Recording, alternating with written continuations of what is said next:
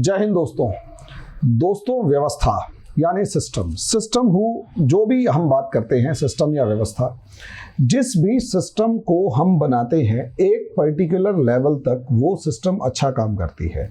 चाहे उसको सिस्टम कहें, चाहे जैसे कहते हैं कि आइडियोलॉजी कहें, कुछ भी कहें। आइडियोलॉजी हालांकि अलग चीज़ है, सिस्टम अलग चीज़ है। आइडियोलॉजी के बिहाफ पर सिस्टम बनता है और आइडियोलॉजी के अकॉर्डिंग सिस्टम काम करता है। आइडियोलॉजी बेसिक प्रिंसिपल है और उसके अकॉर्डिंग सिस्टम उसको एग्जीक्यूट करने का तरीका है। हर आइडियोलॉजी का अपना एक सिस्टम डेवलप होता चला जाता है और धीरे धीरे टाइम के अकॉर्डिंग वो आगे बढ़ता जाता है। एक टाइम ऐसा आता है जब वो आइडियोलॉजी उस सिस्टम के कंधे पर बैठकर बहुत आगे तक निकलती है, लेकिन एक समय के बाद वहां पर जब उस आइडियोलॉजी का पूरा हर जगह पर एक छत्र राज हो जाता है, एक मोनोपोली इस्टेब्लिश हो जाती है और वहां पर वो अपनी कमियों को देखना बंद कर दे, तो इसका सीधा सीधा मतलब ये होता है दोस्तों कि वहां से वो सिस्टम डिग्रेड होना शुरू हो चुका है, उसका डाउनफॉल होना शुरू हो चुका है, पतन होना शुरू हो चुका है और आगे आने वाले टाइम में वहां उस सिस्टम को या तो कोई दूसरा सिस्टम रिप्लेस करेगा या फिर अगर सिस्टम दूसरा रिप्लेस करने के लिए नहीं है तो वो सिस्टम ऑटोमेटिकली कोलैप्स करेगा, वहां एनार्की आएगी, फिर दोबारा उस एनार्की को सेटल करने के लिए दूसरा सिस्टम फ्रॉम जीरो स्टार्ट होगा। ये थोड़ी कॉम्प्लेक्स चीज हो गई। ये मैं क्यों बोल रहा हूँ, ये असलियत में बोल रहा हूँ यूरोप को क्रिटिसाइज करने के लिए। यूरोप को क्रिटिसाइज क्यों कर रहा हूँ दोस्तों? देखो, यूरोप की हालात इस समय पर ये है कि जैसे आपने थंबनेल देख लिया होगा कि यूरोप भी चाइना के कर्ज जाल में फंस चुका है। Europe is also in debt trap of China. कि अब ऐसी सिचुएशन में जो है उसे हम अगर समझना चाहते हैं तो हमारे को पूरा एक प्रोसेस को समझना पड़ेगा कि किस प्रोसेस के अकॉर्डिंग ये यूरोपियन कंट्रीज काम करती हैं, जिसका रिजल्ट जो है वो अलग लेवल पर आना शुरू हुआ और उसी रिजल्ट की वजह से चाइना जो है आज के दिन इस चाइना के जाल में यूरोप फंस चुका है। अब वो किस तरीके से फंस चुका है, कैसे फंस चुका है, इसके ऊपर डिस्कशन करेंगे और क्या कारण है कि आज के दिन ये सबसे ज्यादा इंपॉर्टेंट है। क्या यूरोप रशिया को हरा पाएगा? तो आंसर है नहीं हरा पाएगा। क्या अमेरिका रशिया को हरा पाएगा? कि आंसर है नहीं हरा पाएगा। चाइना भले ही रशिया के साथ सीधे खड़े हुए ना दिखाई दे रहा हो, चुप खड़ा हुआ है, सीधे नहीं खड़ा हुआ, लेकिन आगे आने वाले समय में आप देखेंगे कि यूरोप को इतना ज्यादा खोखला कर चुका है चाइना कि उसको संभालना पॉसिबल नहीं है। ये चीज समझिए। अब मामला क्या है इसे देखेंगे, लेकिन उससे पहले छोटी सी एक रिक्वेस्ट के दोस्तों, अगर आप लोगों को मेरे वीडियोस पसंद आते हैं तो मेरे चैनल को लाइक करें, सब्सक्राइब करें, शेयर करें, बेल आइकन जरूर दबाएं ताकि जल्दी से जल्दी मेरी ये वीडियोस अपने आप तक पहुंच सके। दूसरा, अगर आप IAS PCS की तैयारी करना चाहते हैं, UPSC की तैयारी करना चाहते हैं तो या किसी भी एंट्रेंस एग्जाम की तैयारी के लिए NCERT के बेसिक कंसेप्ट जो हैं वो सबसे ज्यादा इंपॉर्टेंट है। इन बेसिक कंसेप्ट्स को पूरा करने के लिए NCERT के बेसिक कंसेप्ट्स सबसे ज़्यादा ज़रूरी हैं और इन बेसिक कंसेप्ट्स को पूरा करने के लिए आप लोग हमारा NCERT का कंसेप्टर बैच ज्वाइन कर सकते हैं। फीस बहुत ज़्यादा नहीं रखी हुई, 500 रुपीज़ पर मंथ एक बेसिक अमाउंट फीस है जो कि आप देकर अपनी UPSC या PCS की या किसी भी गवर्नमेंट जॉब वाले एंट्रेंस एग्जाम की तैयारी को स्टार्ट कर सकते हैं। ठीक है, इसके लिए या तो आप हमारी स्टडी टेबल जो ऐप है उसे डाउनलोड कीजिए या फिर आप हमारे इस नंबर पर कॉल करके फर्दर इंफॉर्मेशन गैदर कर सकते हैं। इस नंबर पर कॉल करके फर्दर इंफॉर्मेशन गैदर कर सकते हैं। दूसरा, अगर आप नेशनल लेवल पर जो यूनिवर्सिटीज़ हैं, सेंट्रल यूनिवर्सिटीज़ के अंदर अगर आप एडमिशन लेना चाहते हैं तो दोस्तों 45 के आसपास यूनिवर्सिटीज़ हैं। इन यूनिवर्सिटीज़ से ग्रेजुएशन करने का फ़ायदा ये होता है सेंट्रल यूनिवर्सिटीज से कि देखिए अच्छे यूनिवर्सिटी और अच्छे कॉलेज से आपकी ज़िंदगी बनती है, इसमें कोई दो राय नहीं है। ऐसे में इस यूनिवर्सिटीज़ के लिए एडमिशन के लिए एंट्रेंस टेस्ट रखा गया है जिसे सेंट्रल यूनिवर्सिटीज एंट्रेंस टेस्ट कहा गया है। अगर आप 12वीं क्लास में हैं ये तो आप इस सेंट्रल यूनिवर्सिटीज के एंट्रेंस टेस्ट की तैयारी कर सकते हैं। टारगेट 2023 हमने इस बैच को लॉन्च किया है। इसमें कंप्लीट कोर्स की प्रिपरेशन हम अपने यहाँ करवाएंगे, अपने ऑनलाइन प्लेटफॉर्म पर करवाएंगे। हमारा जो ऐप है वो है स्टडी टेबल, इसे आप गूगल प्ले स्टोर से डाउनलोड कर सकते हैं। और दूसरी सबसे मेन बात, अगर आप ऐप से कोई इंफॉर्मेशन नहीं ले पा रहे तो हमारे इस नंबर पर आप कॉल कीजिए और अपनी इंफॉर्मेशन गैदर करके हमारे इस बैच का हिस्सा बनिए।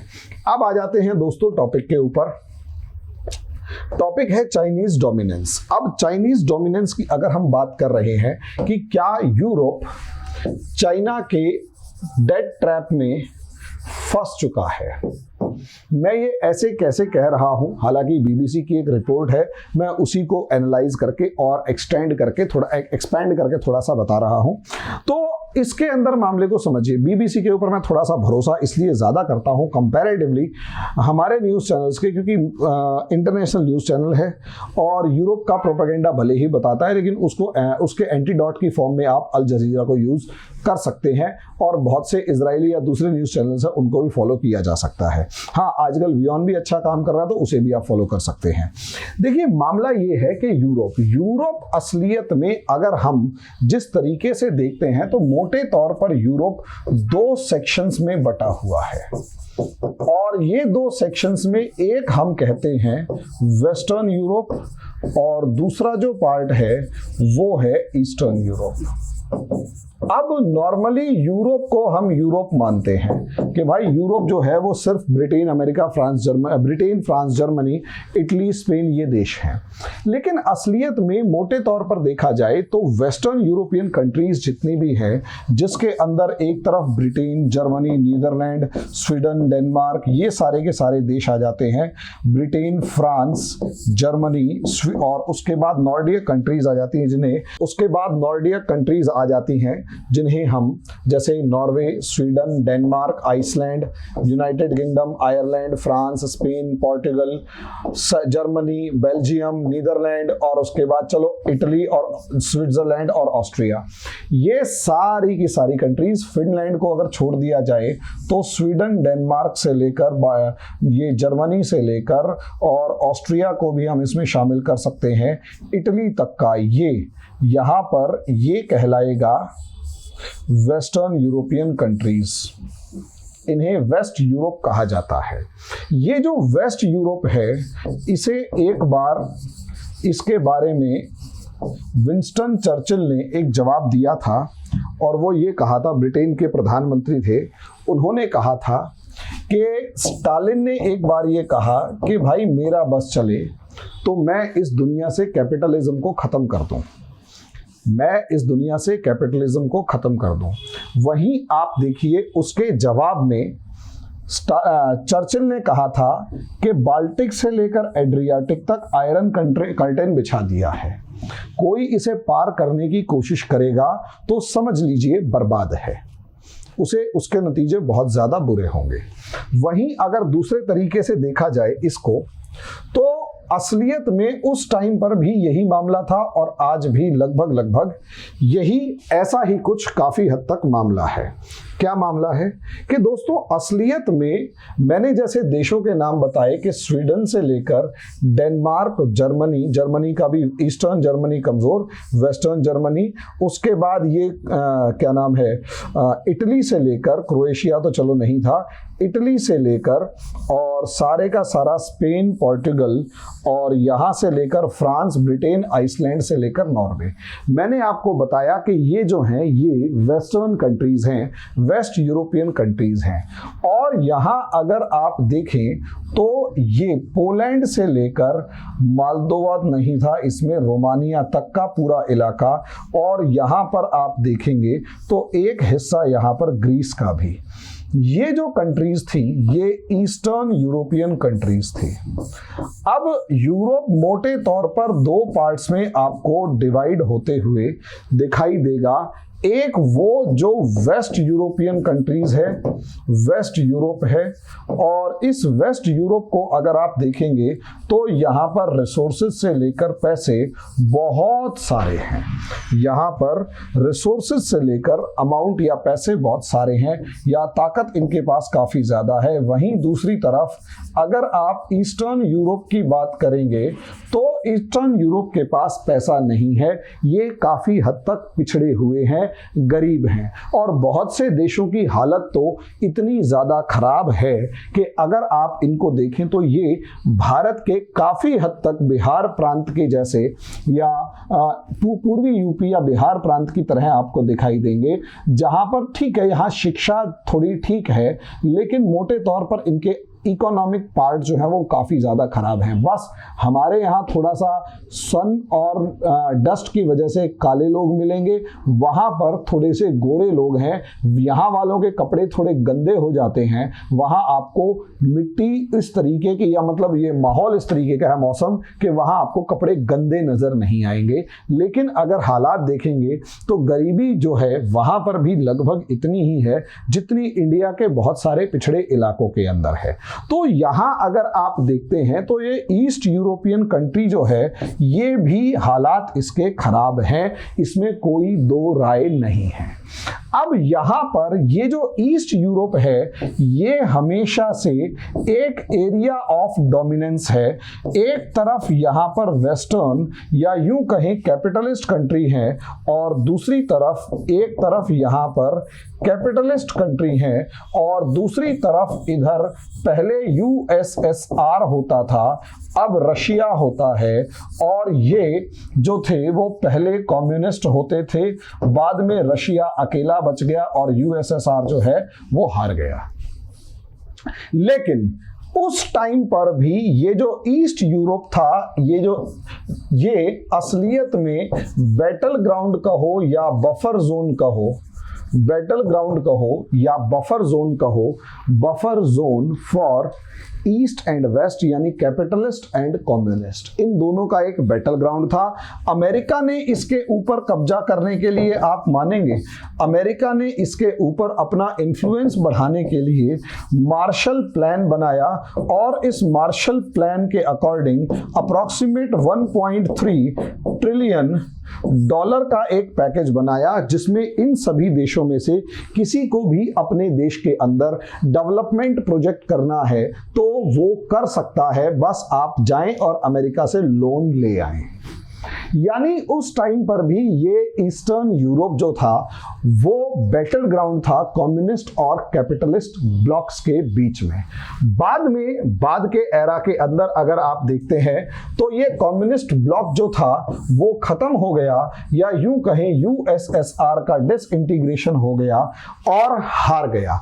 लेकिन उसका फायदा उठाकर इन कैपिटलिस्ट कंट्रीज ने जो नाटो बनाया और 1998 के आसपास तक यूरोपियन यूनियन जो था उसको ताकतवर बनाने की कोशिश करी और इस यूरोपियन यूनियन की मदद से इन सारे के सारे ईस्ट यूरोपियन कंट्रीज को अपने साथ मिलाना शुरू कर दिया। अब यहीं से खेल शुरू हुआ। असलियत में प्रॉब्लम ये आई, अब देखो वो मैं ये नहीं समझा रहा कि फंसा हुआ है, वो तो एक लाइन में आपको समझ गया फंसा हुआ है। किस बिहाफ पर मैं ये कह रहा हूँ फंसा हुआ है और क्या रीजन है कि फंस गया और क्या चांसेस हैं इसके यहाँ से निकलने के, और इसका अमेरिका और चाइना की पॉलिटिक्स जो है उस पर क्या असर पड़ेगा, हम इन सब चीज़ों के ऊपर डिस्कस करने वाले हैं। ठीक है, तो देखो यार डायमेंशंस ऐसी ही जाएंगी, थोड़ा सा अब मेरी क्लास इसी तरीके की होती है, हम अलग अलग लेवल पर घुमाते रहते हैं चीज़ों को, घुमाते इन द सेंस है बहुत सारी डायमेंशंस होती है, हर एक डायमेंशन को पकड़ के बोलना शुरू करें तो बहुत ज़्यादा चीज़ें खुलती चली जाती हैं, कॉम्प्लेक्स भी होती है लेकिन खुलती भी चली जाती हैं। तो रिक्वेस्ट ये है पेशेंस बनाए रखें। कमेंट बॉक्स में बहुत सौ के मैसेज आते हैं, सर 5 मिनट से ऊपर का वीडियो मत बनाया करो। भाई साहब 5 मिनट के अंदर तो हमारी क्लास का जिसे कहते हैं इंट्रोडक्शन भी शुरू भी नहीं होता, इंट्रोडक्शन शुरू नहीं होता, बाकी तो बाद की बात है। तो इसलिए थोड़ी सी गहराई में जाना एक, अब क्या करें, मजबूरी है, वरना अब भाई नहीं समझ में आता, हम फैक्ट बता के भाग नहीं सकते। अब आप समझिए, इसलिए थोड़ा सा दिमाग तो लगेगा और खर्च होता है यहाँ पर। अब आप यहाँ समझिए मामला क्या है। मामला यहाँ पर ये आ जाता है कि इस पूरे के पूरे रीजन के अंदर असलियत में जैसे ही यूरोपियन यूनियन आया, मैं ऑस्ट्रिया को एक न्यूट्रल कंट्री मानकर चलता हूं, जैसे ही क्या नाम है डाउनफॉल ऑफ यूएसएसआर हुआ, कहीं ना कहीं इन वेस्टर्न कंट्रीज ने अपना दायरा बढ़ाना शुरू किया और ईस्टर्न कंट्रीज की तरफ बढ़ना शुरू किया। अब ईस्टर्न कंट्रीज जो की तरफ बढ़ना शुरू किया तो यहाँ इन्हें नाम दिया यूरोपियन यूनियन। इस यूरोपियन यूनियन के अंदर कहा गया कि हम एक वन कंट्री की तरह बिहेव करेंगे, one country, one market, one currency, और सारा वन मार्केट कहो या जिसे कहें। अब यहां समझिए, एक सपना दिखाया वन इकोनॉमिक सिस्टम। असलियत में जब वन इकोनॉमिक सिस्टम हो जाएगा तो all European countries as well as companies would be considered equal, सारे के सारे इक्वल होंगे। लेकिन यहां छुपा हुआ मामला इन यूरोपियन कंट्रीज और वेस्टर्न यूरोपियन कंट्रीज का यह था कि असलियत में फ्रांस को लें, बेल्जियम को, नीदरलैंड को, जर्मनी को, डेनमार्क को, यूनाइटेड किंगडम को, ये वो देश हैं जो कि इंडस्ट्रियलाइज्ड हैं और इसके अंदर बहुत सारी इंडस्ट्रीज जो हैं वो डेवलप हो चुकी हैं। वहीं अगर आप ये वेस्टर्न ईस्टर्न यूरोप को देखोगे, जिसमें पोलैंड से लेकर ये रोमानिया वगैरह तक के, इवन ग्रीस को भी अगर देखा जाएगा, इटली भी काफी ज्यादा इंडस्ट्रियलाइज्ड था, तो ये सारे के सारे कंट्री जो थे यहां पर इंडस्ट्रीज नहीं थी और ये बैकवर्ड थे। नतीजा उसका यह हुआ कि जैसे ही यूरोपियन यूनियन बना, वन कॉन्टिनेंट वन सिस्टम बनाने की कोशिश की गई, यूरोपियन यूनियन से सिंगल इकोनॉमिक सिस्टम की फॉर्म में सारी की सारी चीजों को डेवलप करना शुरू किया गया, तो उस यूरोपियन सिस्टम का सबसे ज्यादा फायदा अगर किसी को मिला तो वो जर्मनी और फ्रांस और ब्रिटेन को मिला। और इन तीनों में भी सबसे ज्यादा फायदा जर्मनी और फ्रांस को मिला, क्योंकि जर्मनी और फ्रांस, जर्मनी अपनी टेक्नोलॉजी के दम पे और फ्रांस भी अपनी इंडस्ट्रीज के दम पे आगे बढ़ता गया। ब्रिटेन काफी हद तक इस मामले में पिछड़ गया, कमजोर रह गया। यही एक कारण है ब्रिटेन जो है अभी 2-3 साल पहले 2019 के अंदर ही ब्रेग्जिट के अंदर अलग हुआ है। 20 तक जाते जाते एक प्रोसेस पूरा हुआ है हिसाब किताब के मामले में। सोच कर देखिए, इतना बड़ा सिस्टम और इतने सारे देशों के अंदर सिर्फ और सिर्फ 2-3 देशों को तो फायदा हुआ और बाकी सारे के सारे कंट्रीज जो हैं उन सब के अंदर सिर्फ लेबर को तो थोड़ा बहुत फायदा हुआ, बाकी सारा पैसा जर्मनी, फ्रांस, बेल्जियम, नीदरलैंड के अंदर इकट्ठा होना शुरू हो गया। और यहां पर ईस्टर्न यूरोपियन कंट्रीज में एक तरीके का इकोनॉमिक क्राइसिस आना शुरू हो गया। इकोनॉमिक क्राइसिस आना शुरू हो गया और यहां तक कि यूरोप में 2008 के अंदर जैसे ही क्राइसिस आया तो उस क्राइसिस की वजह से पिग्स कंट्रीज का नाम आगे बढ़ने लगा। पिग्स कंट्रीज में पोर्टुगल, स्पेन, इटली और ग्रीस, ये जो मेडिटेरेनियन सी के अंदर देश हैं, यहां पर, क्योंकि देखो पोर्टुगल को भी आप अमीर नहीं मान सकते। पोर्टुगल के पास अमीरी तब तक थी जब तक कि इसके पास साउथ अमेरिका के कॉन्टिनेंट था, उसके देशों के ऊपर कब्जा था। स्पेन और पोर्टुगल दोनों लगभग सेम उसके हैं और हालात इनकी इतनी खराब है आज के दिन भी कि बहुत ज्यादा सा आप इन्हें डेवलप नहीं मान सकते। दूसरा, यहां इन देशों के साथ सबसे बड़ी प्रॉब्लम यह है कि इन्होंने अपनी लाइफ का एक फेज वो इस हाई लेवल पर देख लिया कि अब वो अपने उस लेवल से नीचे आने के लिए तैयार नहीं है, लेकिन उस हाई लेवल को मेंटेन करने की जो कॉस्ट है वो काफी ज्यादा है। और वो कॉस्ट इतनी ज्यादा है कि इनकी म्यूनिसिपैलिटीज से लेकर गवर्नमेंट से लेकर सब कुछ अपनी ज्यादातर जो इन्वेस्टमेंट्स या पैसे हैं वो वहीं पर खर्च कर देते हैं।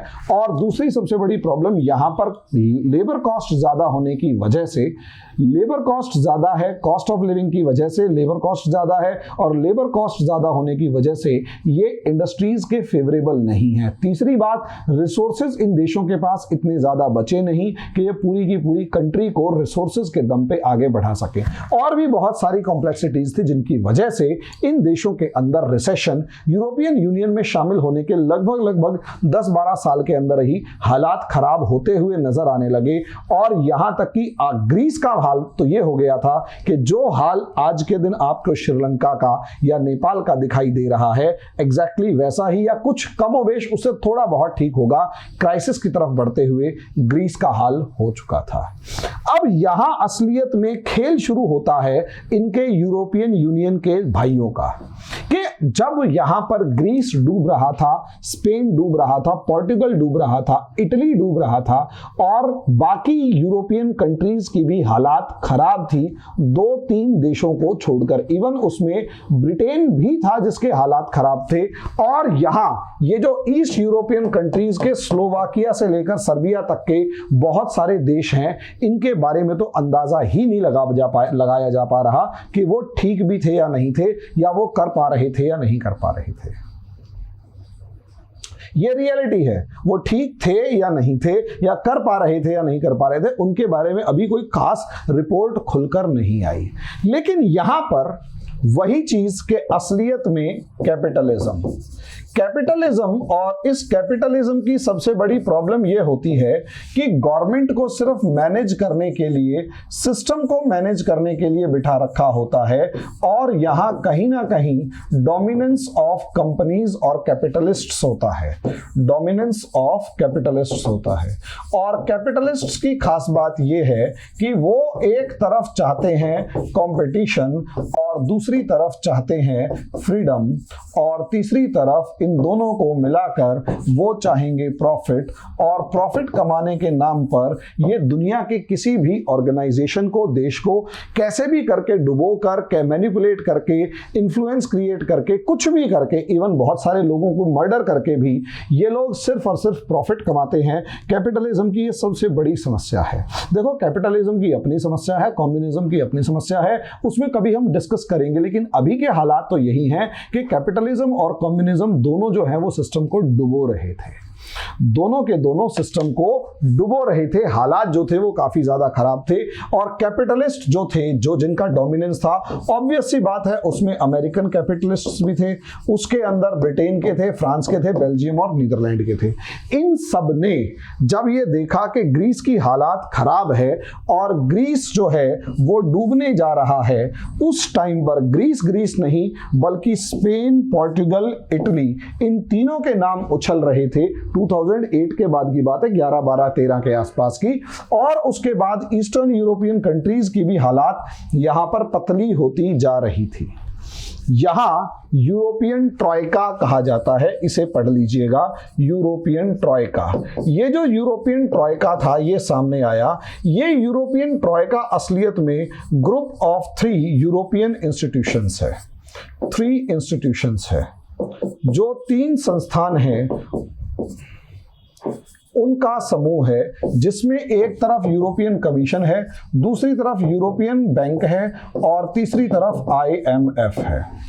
यूरोपियन सेंट्रल बैंक और IMF है, यूरोपियन सेंट्रल बैंक और IMF। इन तीनों के पास ऑब्वियस सी बात है, इसके पास अथॉरिटी थी यूरोप को किस तरीके से हैंडल किया जाए उसकी। अगर कोई देश पीछे रह गया, गरीब रह गया, कमजोर रह गया, तो उसको कैसे आगे बढ़ाया जाए, समझाया जाए, बुझाया जाए, या कुछ भी किया जाए।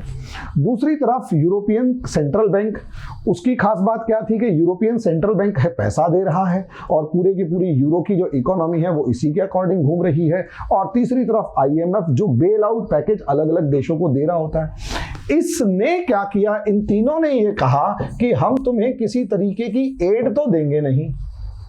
हालांकि 2008 का जो रिसेशन था उसका भी असर था, लेकिन इन तीनों ने कहा कि हम तुम्हें किसी तरीके की एड नहीं देंगे, एक काम करो, आप सेल योर एसेट्स। सोच कर देखो, ये बिल्कुल ऐसा ही था, ये बिल्कुल ऐसा ही था जैसे आपका और आपके भाई का साझी की खाता है, बिजनेस साझा है, सब चीजें आपस में बढ़िया चल रही होती हैं, लेकिन एक समय ऐसा आया कि आप किसी वजह से कमजोर रह गए और आपके ऊपर इस समय पर कर्ज है और घर का खर्चा भी नहीं चल पा रहा। आपका भाई जो शुरू से लेकर आखिरी तक हम एक साथ हैं, एक साथ है, एक साथ है कह रहा था, और आपके साथ होने की वजह से उसे काफी ज्यादा प्रॉफिट भी हुआ था, और वो उससे काफी पैसा बना के अमीर हो गया, और आपके हालात खराब हो गए। अब वो ये कह रहा है, भाई देख, मैं तेरा भाई हूं, मैं तेरे साथ खड़ा हूं, मैं तुझे डूबने नहीं दूंगा, रोटी तो तुझे मिलती रहेंगी, लेकिन तुझे अगर काम चलाना है तो अपनी प्रॉपर्टीज बेचना शुरू कर दे। और पॉसिबली उसका ध्यान इसमें भी था कि वो जो प्रॉपर्टीज आपके पास हैं वो प्रॉपर्टीज आप ही का भाई सस्ते में खरीद ले। ग्रीस, इटली, स्पेन, पोर्टुगल और साथ में बहुत सारे जो ईस्टर्न यूरोपियन कंट्रीज थे उनके साथ ऐसा ही हुआ। जब वो डूबने लगे, इकोनॉमिक सिस्टम खराब होने लगा, उनकी इंडस्ट्रीज खराब होने लगी या उनकी इंडस्ट्रीज को जर्मन, फ्रेंच या फिर बेल्जियन इंडस्ट्रीज कब्जा करने लगी, खरीदने लगी और इनके एसेट्स लगातार डूबने लग गए, कमजोर होने लग गए या बिकने लग गए, तो यहाँ पर इन देशों को खर्चा चलाने के लिए पैसा जब नहीं बच रहा था तो यहाँ पर इन तीनों यूरोपियन ट्रॉयका ने सीधा सीधा ये कहा कि भैया अपनी प्रॉपर्टी बेच दे और सिस्टम पे कब्जा कर ले, अपनी प्रॉपर्टी बेच दे और सिस्टम मतलब हम अपना खर्चा चला, हम वो प्रॉपर्टी खरीदने के लिए तैयार हैं। लेकिन यहां पर ऑब्वियस सी बात है, कैपिटलिज्म का बेसिक प्रिंसिपल सामने आ गया कि भैया अगर बेचना ही है तो जो सबसे ज्यादा पैसा देगा मैं उसे ये सामान बेचूंगा, जो मुझे सबसे ज्यादा पैसा देगा। 14-15 के आसपास तक आ चुके थे कि जो मुझे सबसे ज्यादा पैसा देगा मैं उसे ही ये सामान बेचूंगा, वरना मैं किसी को ये अपनी प्रॉपर्टीज क्यों बेचूंगा। और प्रॉपर्टीज कौन सी, जो प्राइम प्रॉपर्टीज होती थी, जैसे कोई पोर्ट है, जैसे कोई माइन है, जैसे कोई ब्रिज है, जैसे कोई रेलवे लिंक बनाना है, ये एसेट्स जो होते हैं ये बड़े काम के होते हैं और हमेशा पे करते हैं। उन एसेट्स को बेचने की बारी आई तो यहां पर मौका मिला इस यूरोप के ऊपर घात लगाए बैठे एक घुन्ने देश का, चाइना। ऑब्वियस सी बात है 2014 के आसपास तक आते आते चाइना जो है वो 2 decade double digit growth, 2 decade double digit growth, 2 दशक लंबी डबल डिजिट ग्रोथ देख चुका था। इकोनॉमी उसके पास जबरदस्त थी।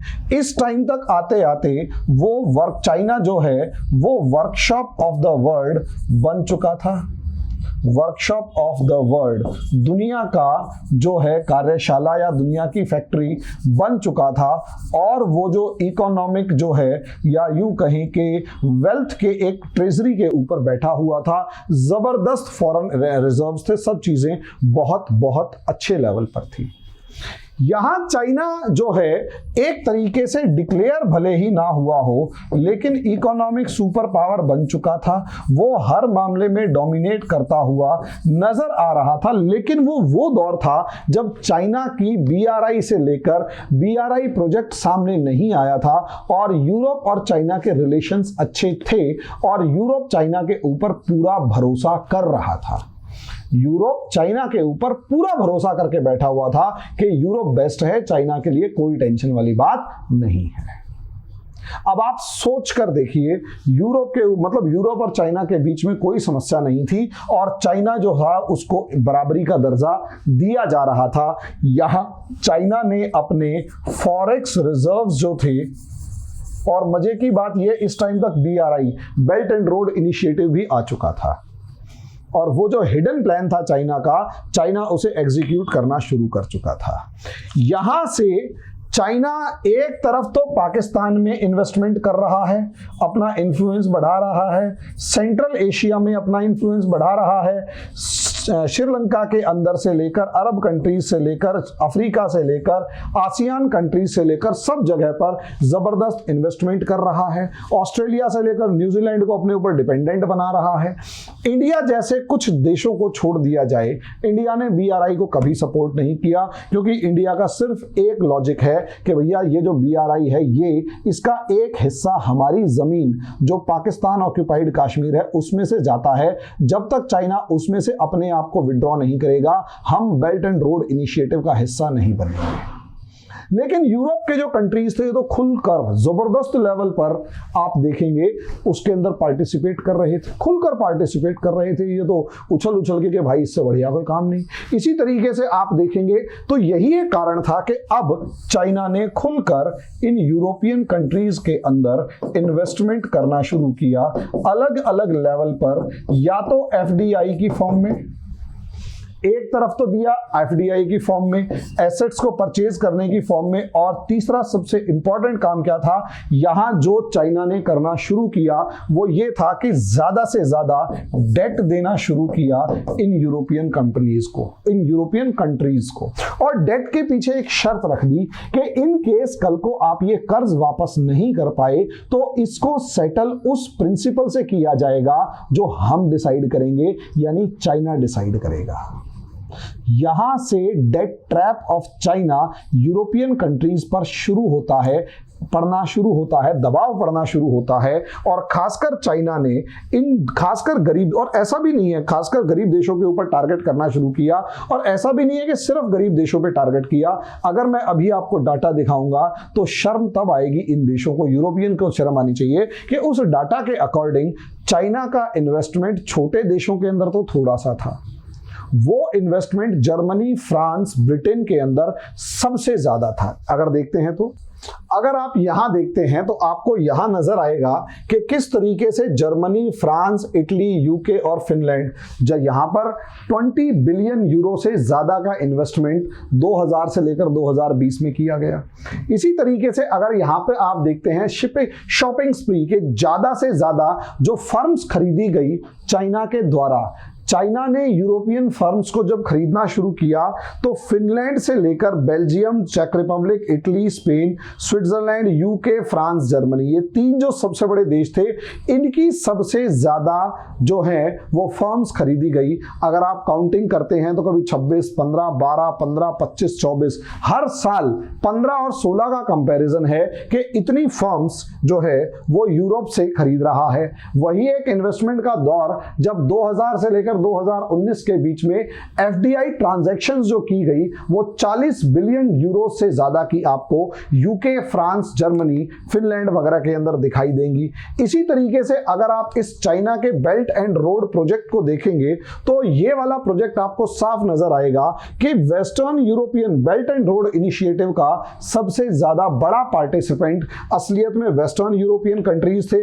हालांकि इटली और स्पेन तक रेल रूट बनाने में चाइना ने बहुत ज्यादा मदद करी। इसी तरीके से अगर आप ये देखते हैं कि यूरोप के अंदर जो जो टेंडर निकले उन सभी टेंडर्स में चाइना का रोल या इन्वेस्टमेंट क्या है, तो आप देखेंगे 440 मिलियन, 1.73 बिलियन पोलैंड के अंदर है, यूके के अंदर 362 मिलियन है, 544 मिलियन यूरोज, यूरो डॉलर से भी महंगा है, यूरोज स्पेन के अंदर है, इटली में है, क्रोएशिया के अंदर है। तो सोचकर देखिए यूरोप के हार्टलैंड के अंदर कितने बड़े अमाउंट में इन्वेस्टमेंट हो रखा है, तो आपको खुद ही अंदाजा हो जाएगा कि असलियत में यहां सिचुएशंस क्या है।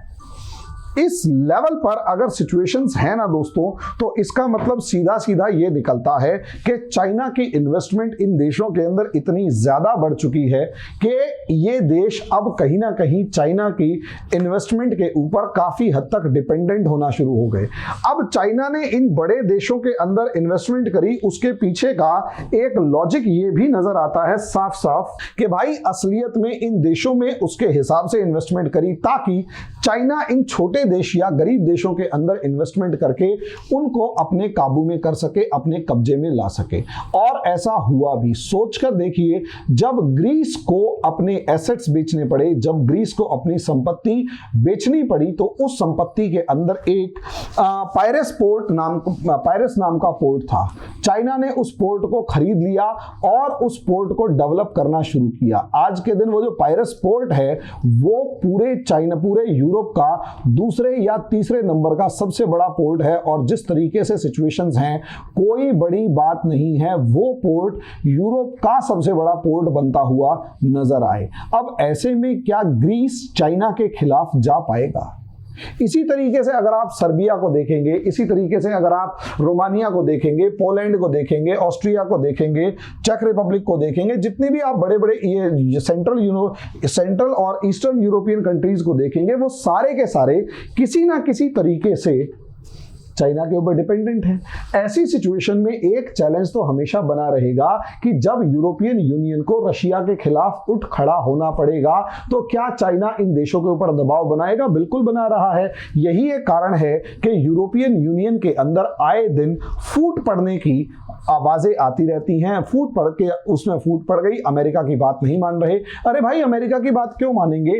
देशों की एक आदत होती है, देशों की क्या सभी की एक आदत होती है कि एक लेवल के बाद, यहां तक कि अगर हमारा भाई भी क्यों ना हुआ, जहां से उसके इकोनॉमिक इंटरेस्ट पूरे हो रहे हैं, जहां से उसके जो है जो पैसे और खर्चा पानी पूरा हो रहा है, वो उसका एहसानमंद हमेशा रहता है। और जब उसके बड़े भाई से भी उसकी लड़ाई होती है तो कहीं ना कहीं अपने इकोनॉमिक इंटरेस्ट का प्रोटेक्शन भी उस इंसान के अंदर हमेशा बना रहता है। और ये भी एक सबसे बड़ा लॉजिक है कि यहां पर आज के दिन यूरोपियन यूनियन जो है वो चाइना के अगेंस्ट खड़ा नहीं हो पा रहा, और चाइना का प्रेशर इस यूरोपियन यूनियन के बहुत सारे देशों में है, और वो बहुत सारे देश पूरे तरीके से यूक्रेन के खिलाफ नहीं खड़े हो पा रहे। और रशिया जो है अपने डोमिनेंस के दम पर रशिया जिस तरीके से यूक्रेन को पीट रहा है, कुछ यूरोपियन यूनियन, यहां तक कि जर्मनी को आप ये सोच कर देखिए कि जर्मनी हथियार तक प्रोवाइड नहीं कर पा रहा या हथियार तक प्रोवाइड करने के अंदर इंटरेस्टेड नहीं है। उसके पीछे का लॉजिक ये है, उसके पीछे का सबसे बड़ा लॉजिक ये है कि जर्मनी जो है वो कहीं ना कहीं रशियन ऑयल और चाइनीज इन्वेस्टमेंट के ऊपर काफी ज्यादा डिपेंडेंट है, या उसके इकोनॉमिक इंटरेस्ट इन दोनों देशों से पूरे हो रहे थे। वही हाल फ्रांस का है, वही हाल ब्रिटेन का है। एक ब्रिटेन और अमेरिका को छोड़ दिया जाए जो कि इस समय पर थोड़ा सा स्ट्रेट फॉरवर्ड हो रहे हैं। फ्रांस एक न्यूट्रल स्टांस अपनाने की तरफ आगे बढ़ रहा है और वो पूरी कोशिश कर रहा है कि व्लादिमीर पुतिन से किसी भी तरीके की, इमैनुअल मैक्रोन व्लादिमीर पुतिन से किसी भी तरीके का एक रिलेशन मेंटेन करे, एक शांति बनाए रखने की कोशिश करे कि भाई आप उसको ज्यादा प्रॉब्लम ना क्रिएट करें। तो सोच कर देखिए, चाइना जो है वो यूरोपियन यूनियन की कंट्रीज को बांध के बैठाने में कामयाब हो गया कि आप रशिया के अगेंस्ट यूक्रेन को ज्यादा तवज्जो नहीं देंगे, और यहां से अमेरिकन इन्फ्लुएंस कम होता हुआ नजर आ रहा है। दूसरी तरफ भी अगर आप देखें तो यहां पर जो ब्रिटेन की जो खुफिया जो है, क्या नाम है, सिक्योरिटी एजेंसी है, जो ब्रिटेन की जो मतलब जैसे कहते हैं स्पाइंग एजेंसी है MI6, उसके जो चीफ है उनका एक बयान है कि अगर आप में से किसी को ये लगता है कि चाइना सिर्फ और सिर्फ डेट ट्रैप के अंदर उलझा रहा है तो भूल जाइए। डेट ट्रैप एक समस्या है, लेकिन उससे कहीं ज्यादा बड़ी समस्या डाटा ट्रैप की है। डाटा ट्रैप क्या है वो मैं किसी अगले वीडियो के अंदर बताऊंगा, जिससे पूरी दुनिया जो है इस टाइम पर घबराई हुई है, और यूरोप की तो जैसे कहते हैं ना कपकपी छूटी हुई है। यानी चाइना एक तरीके से नहीं, दूसरे फ्रंट पर इस तरीके से लड़ रहा है कि दुनिया उस मामले में चाइना को संभाल पाने में कामयाब नहीं हो पा रही, फंसी खड़ी है। और यही एक कारण है कि इस समय पर यूरोपियन यूनियन कई मामलों में एक साथ ना आकर एक अलग अलग ओपिनियन रख के रशिया के हाथों यूक्रेन को पिटने के लिए छोड़ दिया, और अगला निशाना पॉसिबली मोल्दोवा हुआ, और हो सकता है फिनलैंड और जो स्वीडन भी हुए। मैं ऐसा नहीं कह रहा कि ये लोग पूरे तरीके से पीछे रह जाएंगे या फिर रशिया के सामने खड़े होने की हिम्मत नहीं करेंगे, लेकिन काफी देर बाद खड़े होंगे, और जब तक खड़े होंगे तब तक यूक्रेन शायद पूरी तरीके से बर्बाद हो चुका होगा, और बाकी देशों के भी हालात जो है वो खस्ता हो चुके होंगे। अब आगे क्या होता है दोस्तों वो तो वक्त बताएगा, लेकिन अभी के लिए तो मैं इतना ही कहूंगा कि पूरा यूरोप जो है वो चीन के डेट ट्रैप में फंसा हुआ है, और यही एक कारण है कि चाइना जो है वो यूरोप को रशिया के खिलाफ खड़े होने नहीं दे रहा, और अपनी डिप्लोमेसी और खासकर इकोनॉमी चेकबुक डिप्लोमेसी के दम पे उनको रोके रखे हुए है, और यूरोपियन यूनियन जो है एक तरीके से घुटनों के बल बैठा हुआ नजर आ रहा है रशिया की बदमाशी के। तो इस तरीके से दोस्तों यहां पर चाइना की हमने एक पूरा डिस्कशन किया। अभी के लिए इतना ही, धन्यवाद।